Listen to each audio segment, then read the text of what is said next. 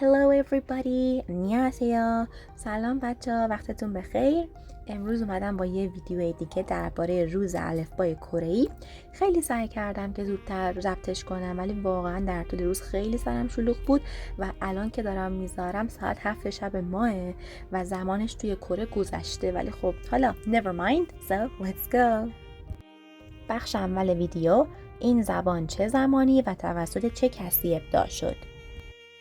اول از همه بدونیم که این روز یکی از روزهای تعطیلات ملی در هر دو کره است و به مناسبت ابداع و اختراع زبان کره‌ای بین مردم جشن گرفته میشه. این زبان در اصل خیلی سال پیش توسط پادشاه سجونگ بزرگ ابداع شده که بسیار برای مردم قابل احترامه. سوال بعدی که ممکنه براتون پیش بیاد اینه که آیا این روز هم تو کره جنوبی و هم تو کره شمالی جشن گرفته میشه؟ در جواب این سوال باید بگم بله، این روز هم در کره شمالی و هم در کره جنوبی جشن گرفته میشه. فقط تاریخشون با هم دیگه فرق داره. توی کره جنوبی در روز 9 اکتبر جشن گرفته میشه، اما تو کره شمالی روز 15 ژانویه جشن گرفته میشه. سوال بعدی: خب قبل از ابداع و اختراع این خط و زبان مردم چجوری با هم دیگه صحبت میکردن؟ در طول قرن 15 کره‌ای‌ها برای نوشتن از حروف چینی استفاده می‌کردند. این کاراکترها در کره جنوبی به عنوان حروف هنجه شناخته میشن. هنوزم گاهی اوقات تو کره جنوبی تو تقویم‌های قدیمیشون شما میتونین این حروف هنجه رو ببینید. ولی خب تو گذشته خیلی دور برای مردم عادی، به خصوص مردم روستانشین و فقیر، بسیار سخت و حتی میشه گفت ناممکن بوده که آموزش ببینن تا بتونن این کاراکترهای چینی رو یاد بگیرن. و این پروسه یادگیری و آموزش فقط مختص اربابزاده ها، ولیعهد و در آخر پادشاه بوده. البته اینم بگم که یادگیری این کاراکترهای چینی حتی برای اونا هم با اون دوره آموزشی اون موقع واقعا کار آسونی نبوده. قسمت بعدی: توقف یادگیری زبان کره‌ای در سلسله چوسان. متاسفانه علیرغم تمام مزایایی که خط و رسم کره‌ای برای مردم داشت، در دوره سلسله چوسان یادگیری زبان کره‌ای کامل متوقف شد. چرا؟ چون نخبگان اون زمان میگفتن که تنها راهی که ما میتونیم جایگاه خودمون رو توی جهان حفظ کنیم اینه که همین حروف چینی رو یاد بگیریم و میگفتن که این یادگیری حروف کره‌ای مانع این کار ما میشن.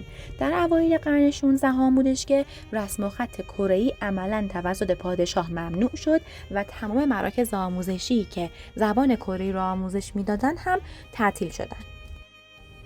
مبحث بعدی درباره بازگشت زبان کره‌ای بعد 3 قرنه. حدوداً بعد از گذشت 3 قرن، دور و بر قرن 19 زبان کره‌ای دوباره تو کشور کره رواج پیدا کرد و نقش زبان کره‌ای در طول اشغال ژاپن هم بسیار کاربردی و مهم بود. اما حتی بعد از اینکه کره از اشغال ژاپن مستقل شد و جدا شد، همچنان بودن مردم پیری که از حروف چینی استفاده می‌کردن. خب حقم داشتن، به خاطر اینکه این آموزش‌ها از بازه سنی اونها گذشته بود و بیشتر نسل آینده دار کره درگیر یادگیری زبان کره‌ای شده بودن.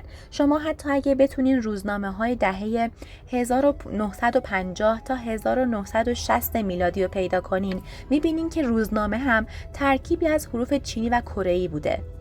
در اون زمان نشریات به صورت عمودی حروف رو می نوشتن. چرا؟ چون بیشترش حروف چینی بوده. حدوداً دهه 1980 میلادی بود که بیشتر نشریات دیگه به زبان کره‌ای می نوشتن، نه به زبان چینی. چرا این اتفاق افتاد؟ به خاطر اینکه تو زندگی روزمره مردم به زبان کره‌ای صحبت می‌کردن، ولی خب زمانی که می‌خواستن روزنامه و اینا رو بخونن می‌دیدن که خب زبان چینی سخته، حتی بعضیا واقعاً تو نسل جدیدشون بلد نبودن اون حروف رو بخونن. برای همین سرسختانه انتقاد کردن به رسانه‌ها که حروف چینی باید حذف بشه. این عکسایی که می‌بینین نتیجه تلاش سرسختانه مردم کره بوده که تمامی نشریات و رسانه‌ها حروف و کاراکترهای چینی رو حذف کردن و ساختار نوشتارشون به ساختار افقی تغییر پیدا کرد. و امروزه تو کره جنوبی استفاده از حروف چینی و یا حتی آشنایی با حروف چینی اصلا برای مردم آشنا نیست، به خصوص افراد جوانترشون، و حتی تو برنامه درسی فعلی مدارسشون هم این موضوع اصلا اجبار نیست. فقط یه سری آموزش هایی وجود داره برای افرادی که میخوان در آینده توی رشته دانشگاهشون یا زبان و ادبیات چینی بردارن یا زبان و ادبیات ژاپنی که باید کاراکترهای اصلی چینی رو اونجا آموزش ببینن، وگرنه در سطح شهر شما اصلا هیچ کاراکتر چینی نمیبینید. خب ویدیوی امروز ما هم تموم شد. تا ویدیوی بعدی بدرود.